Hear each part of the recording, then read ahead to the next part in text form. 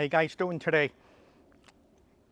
So for today's coffee talk, I've got a few topics to discuss. Number one is the reaction to yesterday's video with my wife in it. Come on, what is it with you guys? You love her more than you love me. What's up with that? Oh, kidding aside, we're going to include her in future videos. I had a lot of fun with her in yesterday's video.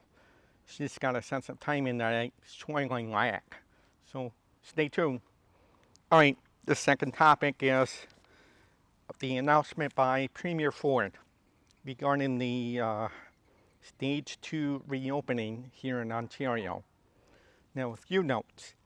Stage 2 begins on Friday, a few days from now, 12:01 a.m.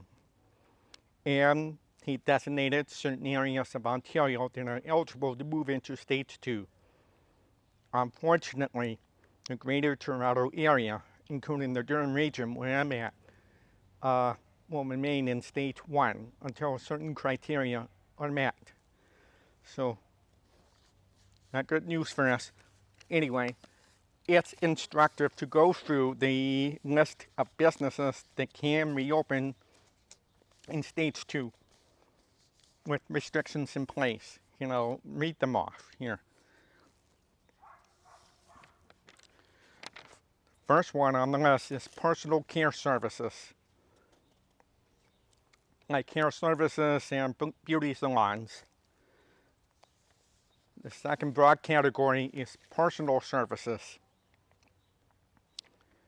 house setting, party, wedding planning, consulting services, and the like. There is an exception here. It says personal physical fitness trainer and sports trainers outside of gyms only. I'll talk about that later. Restaurant and bars, shopping malls and centers, photography, film and TV, tour and guide services, outdoor and recreational facilities, outdoor and recreational team sports, drive-in and drive-through venues, weddings, funerals, and similar gatherings, libraries, community centers. Let me read the language about community centers.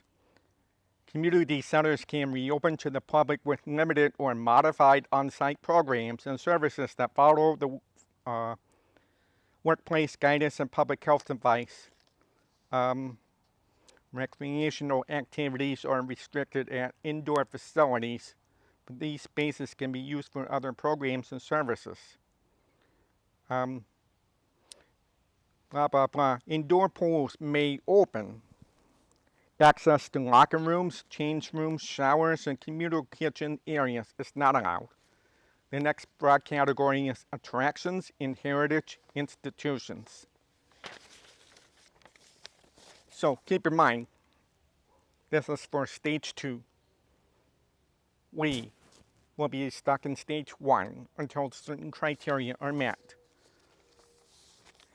To notice what is missing from Stage 2 are the fitness-related businesses, boxing gyms, martial arts schools, weightlifting centers like Good Life Fitness, so on and so forth. It's entirely missing from the Stage 2 list. So this is not good news for martial art business owners. And we're not even going to get into Stage 2. I have no idea how far off the Greater Toronto Area is from getting to Stage 2. And we have no idea when Stage 3 is going to take place. I looked through the announcement to see if I can get a clue as to when Stage 3 might kick in. I have no idea. So this is where we are. We're still in Stage 1. We know what the Stage 2 plans are, and it does not include martial arts schools. So this is not good news for the martial arts industry at all. We're taking a pounding in this. All right. And further complicating this is an article that I came across in the Brampton Times regarding relationships between commercial tenants and their landlords. And this article seems to indicate that let me find that here. Okay, so here's a quote. For commercial tenants, many incorrectly believe that they have the same rights as residential tenants. That is not the case. Residential tenants under the Residential Tenancies Act, RTA, and commercial tenants are under the Commercial Tenancies Act. The Residential Tenancies Act heavily favors tenants, especially during this pandemic, significantly more so than its commercial counterpart. For example, landlords cannot evict tenants under the Residential Tenancies Act for non-payment of rent without a court order. Commercial tenants have no such protection. Under the law, if they don't pay rent, the tenant would be deemed in default, meaning that they would be in breach of contract, and the landlord would be able to bar them from entering the premises and seize certain items still inside that belong to them. This is known as distress, and the tenant also faces the risk of being sued for rent owed and future rent for the term of the lease. The rest of the article goes on to describe how small business owners are struggling with this.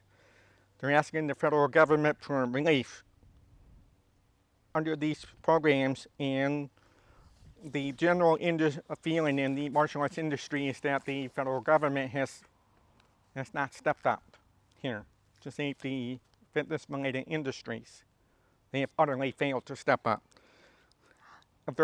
If there are any efforts to lobby the federal government for relief in this area, I am not aware of any. But if I become aware of such efforts, I'll let you know.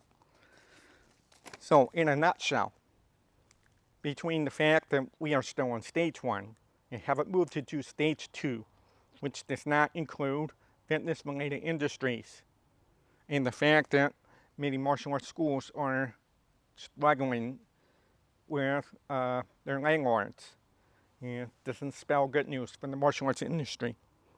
I did note that in stage 2, some form of personal training is permanent. In a sense, with social distancing guidelines in place. I'm not sure how that is going to work. As I indicated in a coffee talk a little while ago, I am inclined to wait till the vaccine comes out, because as you know, I live with my 89-year-old mother-in-law, and I have to watch out for her.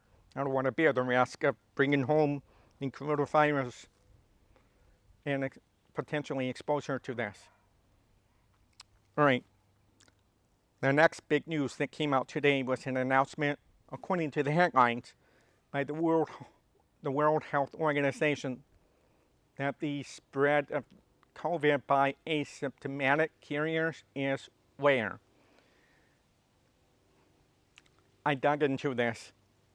Well, you need to dig into this. If you stop at the headlines and move on, you're going to be misled.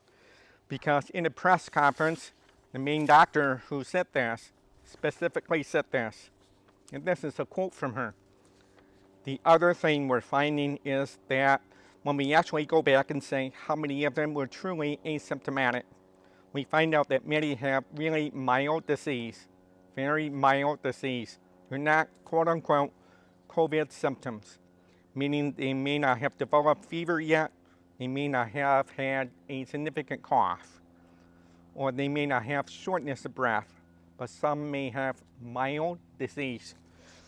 So this covers folks who have a mild cough or, something along those lines and think, hey, it's just a cough, I don't have COVID. They don't bother to get tested, when in fact they may have that and spread that. So